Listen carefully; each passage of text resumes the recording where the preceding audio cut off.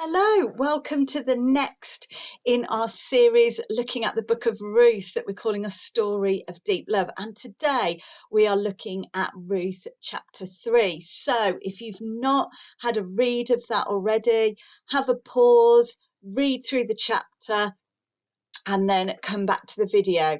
Hopefully, after you've read chapter 3, you've also perhaps caught up with last week's notes where we looked at chapter 2. There's a lot of the themes and ideas we were talking on last week are going to carry on for this week as well. So we can see in chapter 3, it has a bit of a similar pattern to how we saw things develop and move in chapter 2. It starts with Naomi and Ruth being in a difficult situation, feeling uncertain. They have to come up with a plan. That plan is talked about. Ruth then kind of puts the plan into action and has an interaction with Boaz. And then before she kind of goes then back home, she's got a thought and she's then sharing that with Naomi, and they've both got a sense of hope and belief in what's going to happen next. So we saw that in chapter 2, and very similar process of what we see here in chapter 3 as well. We saw in chapter 2 Ruth and Naomi putting a lot of trust and hope in Boaz. And we can see as we start chapter 3, their short-term idea is kind of helped, is sorted out. Boaz is helping meet their physical need for food. So they know short-term they'll be okay, but there is still no long-term future secured for them. And that we can really see at the start of chapter 3 is what Ruth and Naomi want. They want to know that their family line will continue. They want to know that there's provision for the future, that there is a family for the future. And they need something to be put in place, some kind of provision, whatever that looks like, whatever that means that they do not need to worry about the future and about how they're going to keep going on in the longer term. So Naomi asks Ruth to do something that's actually really quite dangerous. It could be quite costly. It could put a tarnish on her reputation, which then in turn would have a massive impact on their future, on any future family, any future marriage. And for us to really understand what Naomi's asking Ruth to do, we need to have a bit more of an understanding of what a threshing floor was. And so the threshing floor would be in a kind of barn type building, but it would be in quite a separate part of the land of the village. It wouldn't be near the village centre. It wouldn't be near where a lot of people would be. It wouldn't be like you're walking down the street in the village and you'd walk past it. It would be quite a separate place, a separate building, private, out of the way, quiet. And because of that, in this time, culturally, it was often seen the threshing floor was a place where prostitution might happen, where sexual immorality would go on in secret, maybe, or even with people realizing it was going on because of that private nature of where the threshing floor was. So Naomi is asking Ruth to go down to the threshing room after the workers have finished for the day, after they've had food and drunk together. So this is going to be night time. It's going to be a vulnerable time. And Naomi's asking Ruth to then lie at the feet of Boaz as he sleeps.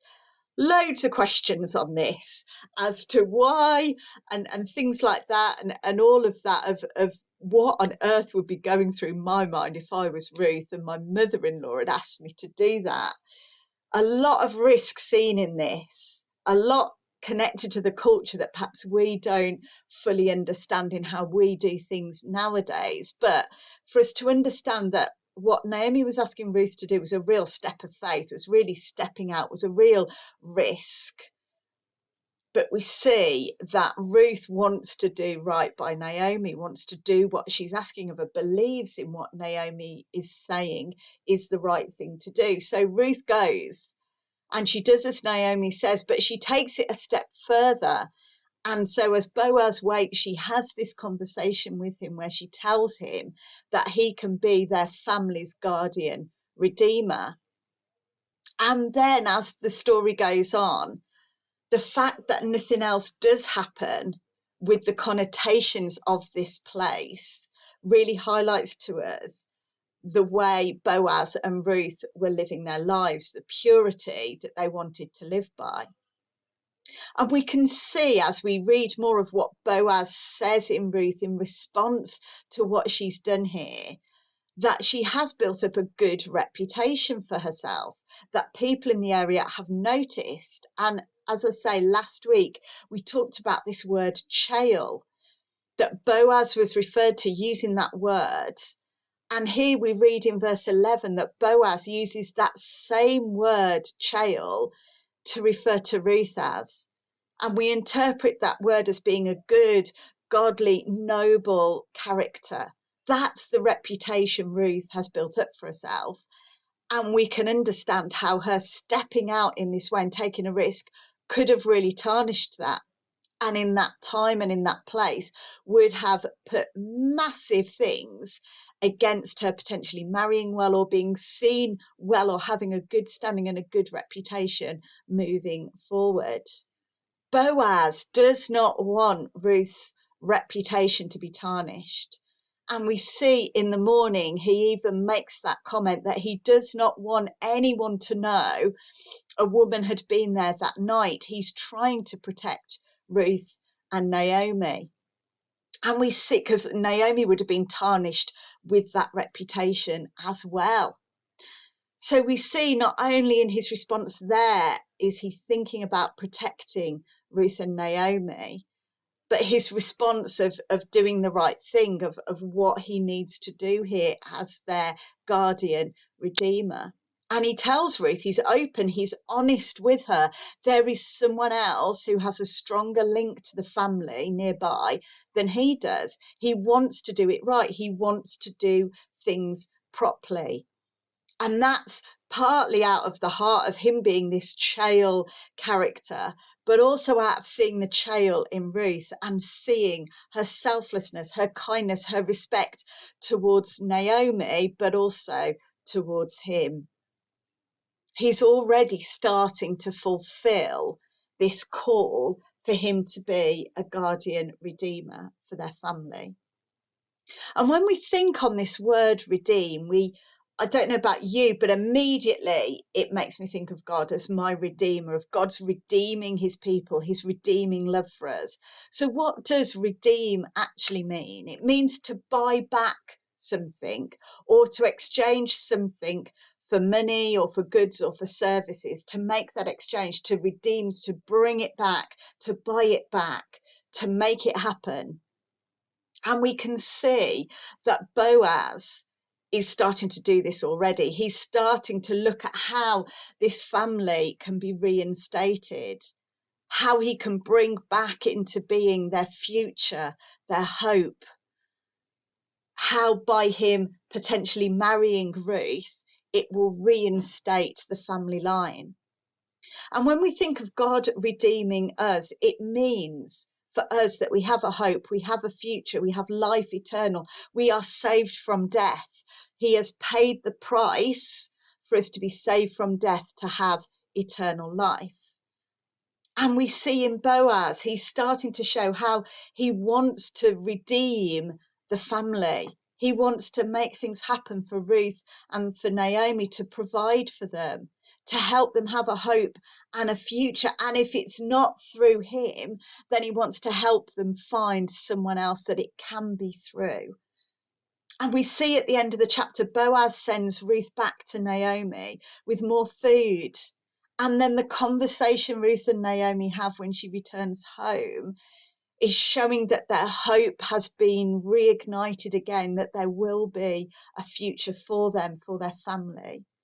By Ruth taking that risk, stepping out in a way that some of us today, perhaps we're sat here going, why would she put herself in such a risky situation? but by us stepping out, by Ruth and Naomi acting on what they felt was the right thing to do, has led to them having a hope and a future hopefully secured. So we see through this chapter, love is expressed through action, through deed, through respect, through risk, and also through doing the right thing. Most of all, though, we can see love expressed here as we see this example of redeeming love through how Boaz is in how he's showing love to Ruth and Naomi, is mirroring or pointing us towards that redeeming love God has for us. In God's redeeming love, we have protection, we have hope provided, and a future secure. So let's be really open how God is asking us maybe to take a step out, to take a risk, or how he's asking us to show love and compassion to others that will lead not to only our lives being impacted and changed, but others as well. God bless.